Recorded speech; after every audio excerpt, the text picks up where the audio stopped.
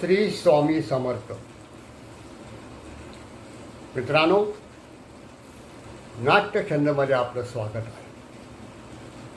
आज मी अशा विषयावर बोलणार आहे जो विषय आहे अखिल भारतीय मराठी नाट्य परिषदेच्या पुरस्कारांचा. अखिल भारतीय मराठी नाट्य परिषद प्रतिवर्षी रंगकर्मींना पुरस्कार जाहीर करते.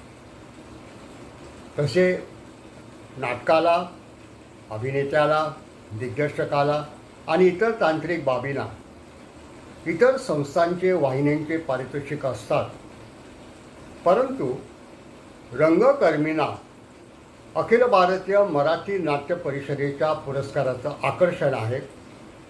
ते नेहमी त्या पारितोषिकाची चातकासारखी वाट बघत असतात. कारण ती पारितोषिकं त्यांच्या मातृसंस्थेची आहेत, म्हणजेच परिषदेची आहेत. या नाट्य परिषदेच्या पारितोषिकाला पूर्वापार इतिहास आहे. नाट्य परिषद ज्या ज्या व्यक्तींना पारितोषिकं देते ती पारितोषिकं एकंदर 64 असतात किंवा त्याहून अधिक असतात. सर्व रंगकर्मींची त्या पारितोषिकासाठी निवड केली जाते. परंतु जर त्या पारितोषिकांच्या निवडीवर आपण जर लक्ष घातलं किंवा केंद्रस्थानी बघितलं तर मला तरी असं वाटतं की सर्वच पारितोषिकं जी परिषद देते ती बरोबर आहेत का? मी असं विचार करतो की अखिल भारतीय मराठी नाट्य परिषदेची यंदाची जी पारितोषिकं जाहीर झालेली आहेत त्यातील काही निवड मला तरी पटलेली नाही आणि तुम्हालाही पटलेली असेल की नाही हे कालांतराने कळेल.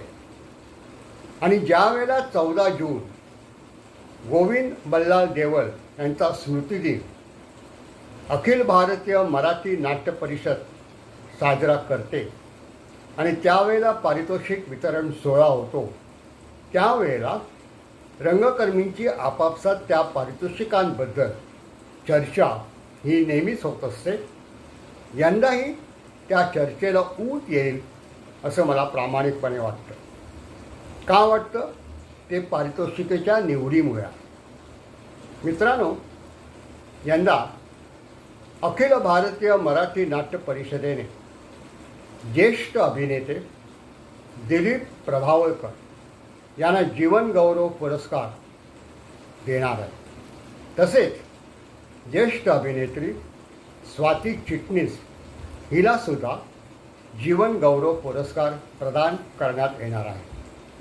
या दोन्ही अभिनेत्याची आणि अभिनेत्रीची निवड ही सार्थ आहे, कारण त्या दोघांनीही रंगभूमीला आपलं योगदान दिलेलं आहे. याबद्दल माझा अजिबात वाद नाही. माझा वाद आहे तो सर्वोत्कृष्ट नाटक कुटुंब कीर्तन हे निवडल्याबद्दल आहे. मला सांगा, कुटुंब कीर्तन हे नाटक चांगलं आहे, त्याचा प्रयोग चांगला होतो, अभिनेते अभिनेत्री त्यात भूमिका चांगल्या करतात.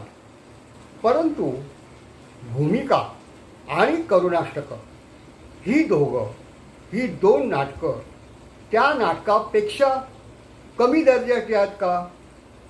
बरं, जाऊन दे, त्या 2 नाटकांची निवड केली नाही. मग गोष्ट एका घटस्फोटाची, हे नाटक वाईट आहे का? तेही जाऊन दे. सविता दामोदर परांजपे हे नाटक वाईट आहे का?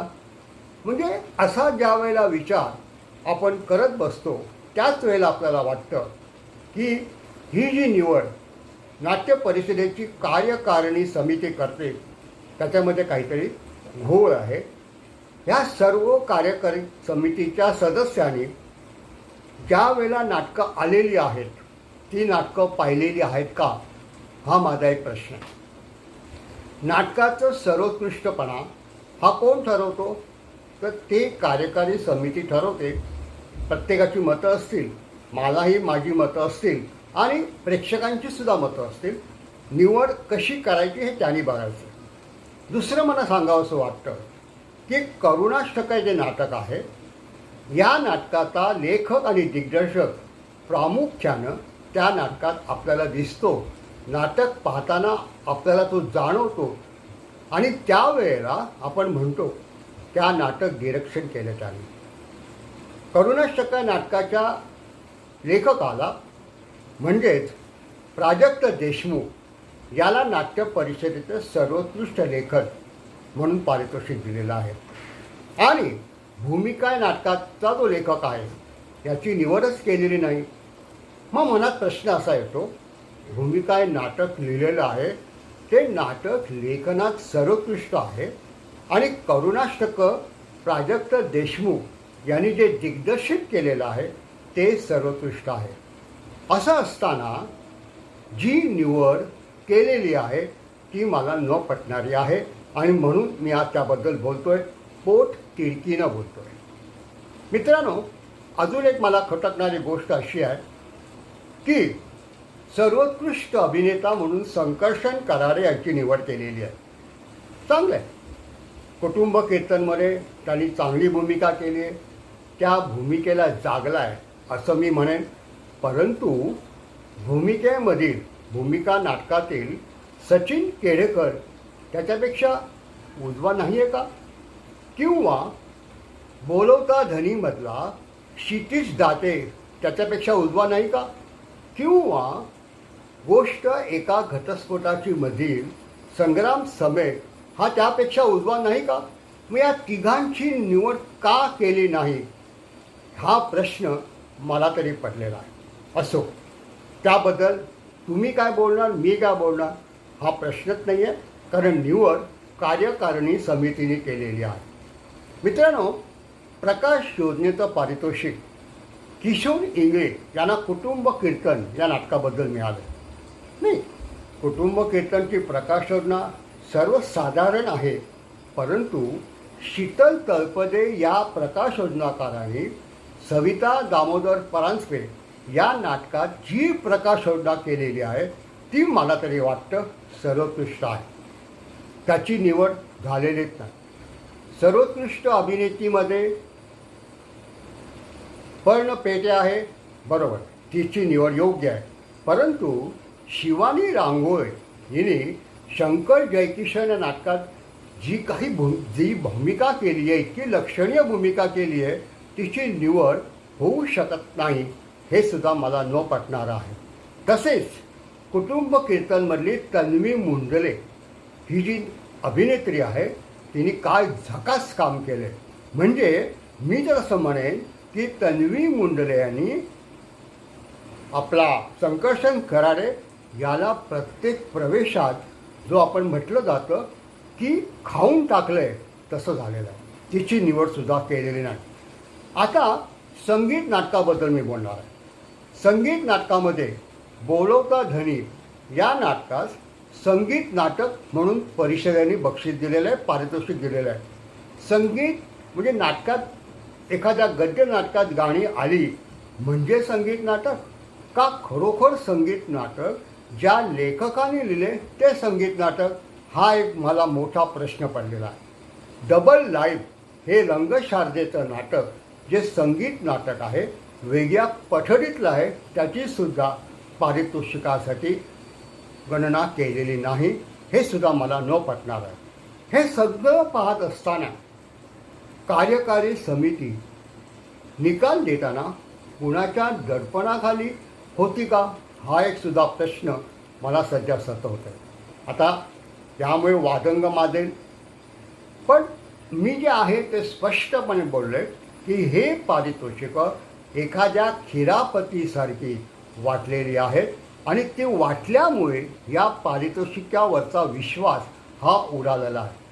आता तुम्ही म्हणाल पारितोषिकं आहेत त्यांना मिळाली आहेत.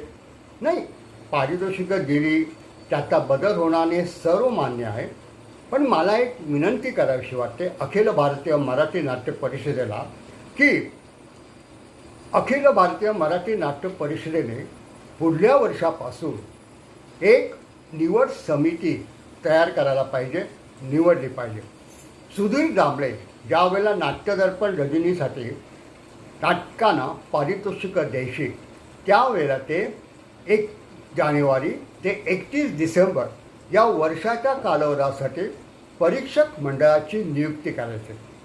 ते परीक्षक वर्षातील संगीत नाटकं, प्रायोगिक नाटकं आणि व्यावसायिक नाटकं पाहून आपला निकाल सुधीर दामले यांच्याकडे सुपूर्द करायचे आणि मग सुधीर दामले तो जाहीर करायचे. परंतु त्या निकालावर आतापर्यंत म्हणजे 25 वर्षात कधीही वादंग माजलेला नाही. परिषदेला ही सूचना मी गेली 2-3 वर्ष सांगतोय, परंतु त्याची अंमलबजावणी अजूनही झालेली नाही. निवड समिती पाहिजेच. पारितोषिकाची निवड करताना नाटकांची निवड समिती पाहिजे. इतर जी पारितोषिके आहेत ती 50-55 असतील ती परिषदेने द्यावी, पण नाटकाची पारितोषिकं निवड समितीनेच द्यायला पाहिजेत. त्याची निवड त्यांनीच करायला पाहिजे. आणि अजून एक महत्त्वाचा प्रश्न आहे. परिषदेकडे एक परिषदेचा कार्यकर्ता मुंबई म्हणून असं एक पारितोषिक आहे. आता मला सांगा, नियामक मंडळातील सदस्याला ते पारितोषिक यावर्षी दिलं गेलं. आता नियामक मंडळाचे जे सदस्य आहेत त्यांना परिषदेचं कार्य करायलाच पाहिजे, कारण म्हणूनच ते निवडणुकीला उभे आहेत, म्हणूनच ते नियामक मंडळावर आहे. मग असं असताना नियामक मंडळाच्या सदस्याला जर रंगकर्मीचं, नाट्य परिषदेचं सर्वोत्कृष्ट कार्यकर्ता म्हणून जर पारितोषिक दिलं जाणार असेल, ह्याबद्दल मी काय बोलणार. असो, शेवटी काय आहे, नाट्य परिषद ही स्वायत्त संस्था आहे, आपल्या रंगकर्मीची संस्था आहे, म्हणून इतकं पोटतिडकीनं बोललो. मित्रांनो, आज इथेच थांबतो. माझं चॅनल नाट्यछंद हे तुम्ही सबस्क्राईब करा, शेअर करा आणि आपल्या आप्तेष्टांना, मित्रमैत्रिणींना सांगा. धन्यवाद.